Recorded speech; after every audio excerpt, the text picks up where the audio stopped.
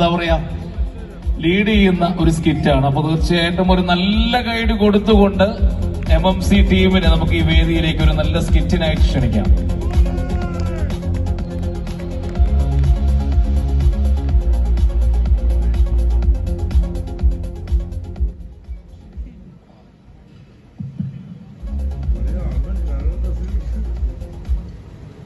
അജു പൊളിക്കണ, Aju Aju പൊളിക്കണ.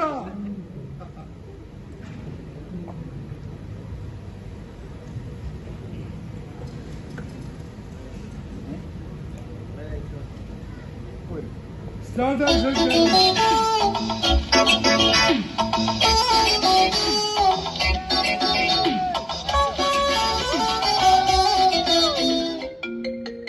Hello hello, എന്നൊക്കെയുണ്ട്? സുഖം. നമ്മുടെ ടീമും കളിയൊക്കെ എങ്ങനെ പോകുന്നു? പഴയ പോലെ തന്നെ, ജയിക്കാറില്ല. Very good, keep it up. ഞാൻ പിന്നെ ലണ്ടനിൽ വന്ന് പണക്കാരനായപ്പോ ഇനി നമ്മുടെ ടീമിന് വേണ്ടി ഒന്നും ചെയ്തില്ല എന്ന് പറയരുത്. ജേഴ്സി വാങ്ങാൻ ഒരു 2 ലക്ഷം രൂപ. അത് നിന്റെ അപ്പനോട് പോയി പറ. അച്ഛനൊക്കെ സുഖമായിട്ടിരിക്കുന്നു. എടാവേ, നിന്നെയൊക്കെ പരിശീലിപ്പിക്കാനായിട്ട് നല്ലൊരു കോച്ചിനെ ഞാൻ അങ്ങോട്ട് പറഞ്ഞു വിടുന്നുണ്ട് കേട്ടോ. അതിന്റെ ആവശ്യമില്ല. ഉണ്ട്, ആളിപ്പൊ അങ്ങെത്തും. എടാ, അവൻ നമുക്ക് വേണ്ടി ഒരു കോച്ചിനെ അറേഞ്ച് ചെയ്തു. നമുക്ക് 2 പേർക്കും കൂടിയാ. ഞാൻ ഫോണിൽ സണ്ണി ഞാനാ.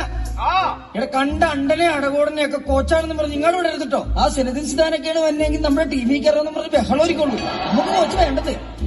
നിങ്ങൾ ഒരു ദിവസം ഒന്ന് നോക്ക്. ഞാൻ ഫോണിൽ തന്നെ സണ്ണിച്ച. അതെ, ഒന്നും പറയണ്ട, ആളിപ്പൊ അങ്ങെത്തും.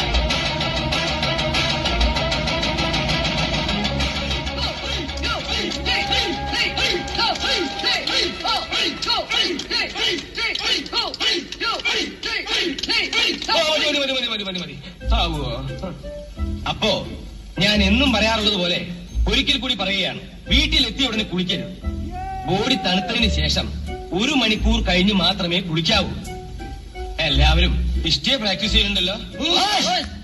എന്റെ ശിഷ്യന്മാർ എന്റെ റെക്കോർഡ് ബ്രേക്ക് ചെയ്യണമെന്നാണ് എന്റെ ആഗ്രഹം. നിങ്ങളോട് കൂടിയേട്ടാ. എന്റെ റെക്കോർഡ് എത്ര ഇഷ്ടയാണെന്ന് നിങ്ങൾക്ക് അറിയാലോ.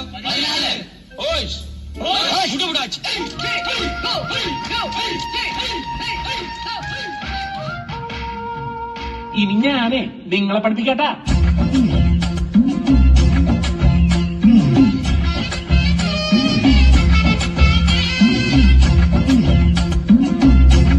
എന്നാ പിന്നെ തുടങ്ങിയാലോ സാറേ?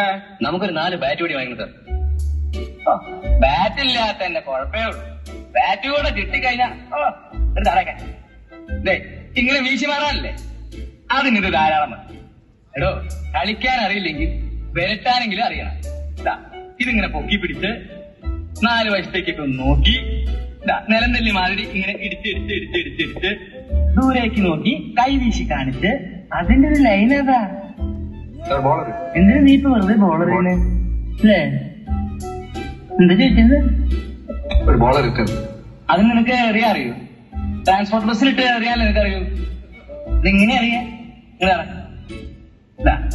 അതെങ്ങനെ ഈ കയ്യിലേക്ക് ഇട്ട് ഇങ്ങനെ അമ്മാനൊക്കെ ഒന്ന് കളിച്ച് നന്നായിട്ട് തുപ്പ് തുപ്പി പാനിന്റെ മുൻവശത്തും അതുപോലെ തന്നെ പുറകുവശത്തും ഇട്ട് വന്നിട്ട് ഒരച്ച് വൃത്തികേടാക്കി അറപ്പ് തോന്നണം അവിടെ നിൽക്കുന്നതിന്.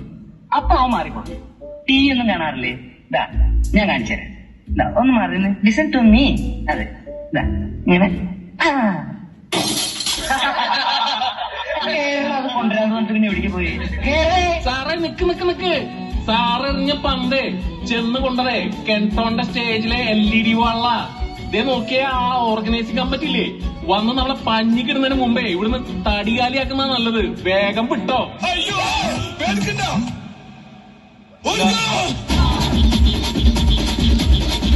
അല്ലല്ല, പോവാൻ വരട്ടെ. അത് പറ്റില്ല. സമാധാനം പറഞ്ഞിട്ട് പോയാ മതി. നിങ്ങൾ എന്ത് പണിയായി കാണിച്ചു വെച്ചത്? നാളെ നമ്മുടെ സ്റ്റേജ്, നമ്മുടെ LED വാള് ഇതെല്ലാം കൂടെ എറിഞ്ഞുടക്കിയോ? നാളെ ഇനോഗ്രേഷൻ ആണ്, ജസ്റ്റിസ് വരണം, വൈകുന്നേരം വരെ പരിപാടി ഉള്ളതാണ്. ഇത് പോകൃതരായി പോയി അല്ലേ? നമ്മുടെ LED വാള് സമാധാനം പറഞ്ഞിട്ട് പോയാ മതി. അപ്പോ MMCന്റെ വകയായിട്ട് നമ്പൂരി സാറ് നേതൃത്വം നൽകിയ ഇന്നത്തെ സ്കിറ്റിൽ പങ്കെടുത്തവർ doctor Aju Raveendran, doctor Sandeep Sreedhar, doctor Divya, doctor Manaf, doctor Sachin, doctor Faseela, doctor Sindhya, doctor Anjana, doctor Gauri, doctor Anjali, doctor Aleena, doctor Amit and doctor Aswathy. ഇവർക്ക് നല്ലൊരു കൈയടി.